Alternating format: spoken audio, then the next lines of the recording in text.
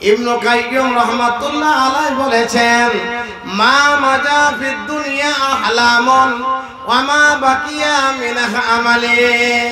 হে পৃথিবীর মানুষ, হে দুনিয়ার মানুষ, শুনে নাও, মা মাজা ফিদ দুনিয়া আহলামুন ওয়া মা বাকিয়া মিনার রিবা। মা মাজা ফিদ দুনিয়া আহলামুন, জীবনের যে অংশ ফেলে এসেছি সেটা আজ একটি স্বপ্ন, আর জীবনে যে অংশ বাকি আছে সেটা মানুষের আকাঙ্ক্ষা, সেটা মানুষের আশা। কিন্তু মানুষ আশা করবে, আকাঙ্ক্ষা করবে, কিন্তু সময়টুকু তার মিলবে না। ইবনে কাইয়্যিম রাহমাতুল্লাহ আলাইহি বলেছেন, মা মাজা ফিদ দুনিয়া আহলামুন ওয়া মা বাকিয়া মিনহা আমালি।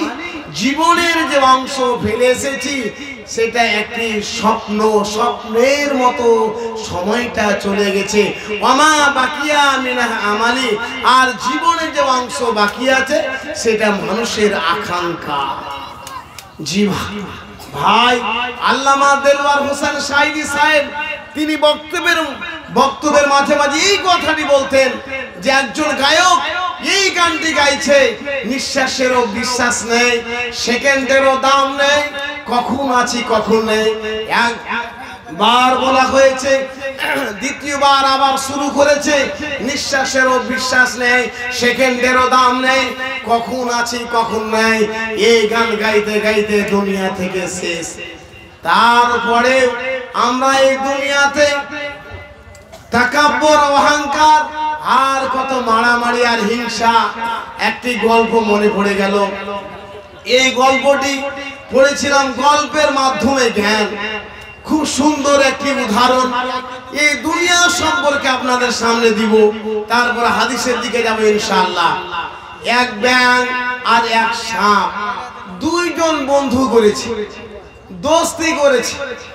ব্যাঙ একদিন ডাক দিয়ে বলে, বন্ধু, বলে কি হলো? বলে সবই তোমার যে ভালো লাগে, কিন্তু তুমি যে আঁকা বাঁকা হয়ে চলো এটা আমার ভালো লাগে না, একটু সোজা হয়ে চললেই তো হয়।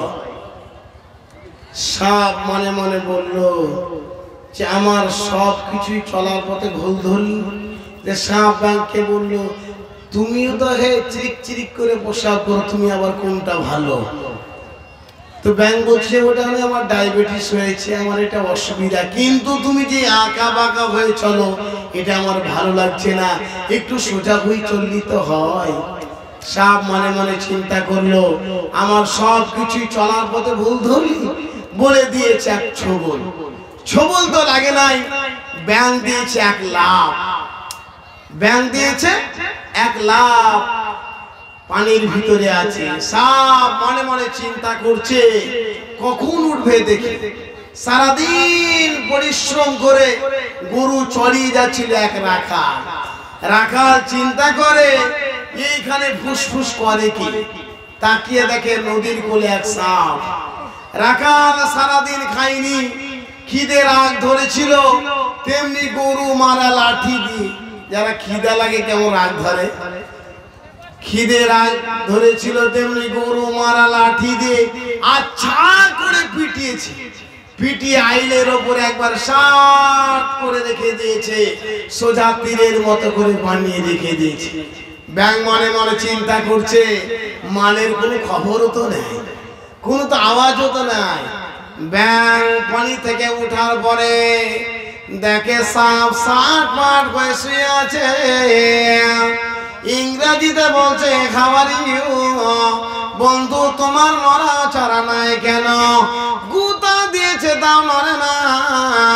ব্যাঙ বলল, বন্ধু এটাই চেয়েছিলাম, পৃথিবীর বুকে, দুনিয়ার বুকে আঁকা বাঁকা হয়ে চলো না, একটু সোজা হয়ে চলো, তাহলে তোমাকে ভালো লাগবে। কিন্তু তুমি সোজা হয়েছ ঠিক মরার পরে, মরার আগে যদি তুমি সোজা হতে তাহলে কোন তোমার সোজা হয়ে লাগতো না। বন্ধুরে আমার, পৃথিবীর বুকে আমরা যারা আঁকা বাঁকা হয়ে চলছি, মুয়াজ্জিন 5 বার ডাক দিচ্ছে, আয় আয় আয় আয় জাহান্নাম থেকে বাঁচার জন্য আয়, কবরে আযাব থেকে বাঁচার জন্য আয়, ফুলসিরাত থেকে বাঁচার জন্য আয়, জান্নাত যাওয়ার জন্য আয় আয় আয়। এতবার ডাকার পরেও মুয়াজ্জিনের আযান শুনতে ভালো লাগে না। যখন মালাকুল মউত হযরত আজরাইল আলাইহিস সালাম আপনার জান কবজ করে সাট করে রেখে দিয়ে চলে যাবে, দুইজন ফেরেশতা বলবে হাওয়ারেও, বলো বন্ধু মান রব্বুকা মা দীনুকা মান নাবিউকা। বন্ধুরে আমার, ওই তিনটি প্রশ্নের উত্তর না দিতে পারলে আপনার ডানকার হাড্ডি বামে করে দিবে, বামকার হাড্ডি ডানে করে দিবে, শেষ পর্যন্ত আপনাকে জাহান্নাম নামক জায়গায় আপনাকে ভর্তি করবে। আল্লাহ রাব্বুল আলামিন পৃথিবীর মানুষদেরকে সতর্ক করে দিচ্ছেন, পৃথিবীর মানুষদেরকে সাবধান করে দিচ্ছেন, ও পৃথিবীর মানুষ তোমরা সতর্ক হয়ে যাও, তোমরা সাবধান হয়ে যাও। ওয়ালা তামুতুন্না ইল্লা ওয়া আনতুম মুসলিমুন। তোমরা মৃত্যুবরণ করিও না, তোমরা মৃত্যুবরণ করিও না, তোমরা মারা যেও না, তোমরা মৃত্যুবরণ করিও না।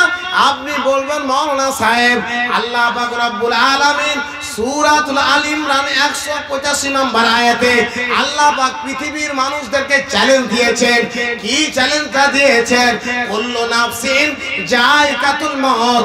প্রত্যেক জীবকে মউতের স্বাদ গ্রহণ করতে হবে, প্রত্যেক জীবকে মরতে হবে। মরণের হাত থেকে কেউ রেহাই পায়নি, মউতের হাত থেকে রেহাই পায়নি, মউতের হাত থেকে কেউ রেহাই পাবে না। আপনি তো বললেন কুল্লু নাফসিন যায়কাতুল মউত, প্রত্যেক নাফসের মৃত্যু হবে, এটা 100%, 100 কিন্তু আল্লাহ পাক এখানে মরতে কেন মানা করলেন? আল্লাহ পাক মৃত্যুবরণ করতে কেন মানা করলেন? আল্লাহ পাক বললেন ওয়ালা তামুতুন্না ইল্লা ওয়া আনতুম মুসলিমুন। ও পৃথিবীর মানুষ রে, তোমরা মৃত্যুবরণ করিও না, তোমরা মারা যেও না যতক্ষণ পর্যন্ত কামিয়া মুসলমান না হয়ে মরবে। কেন? বিনা মুসলমান হয়ে মরলে কি হবে? আপনাদেরকে একটি উদাহরণ দিই, সময় খুব অল্প।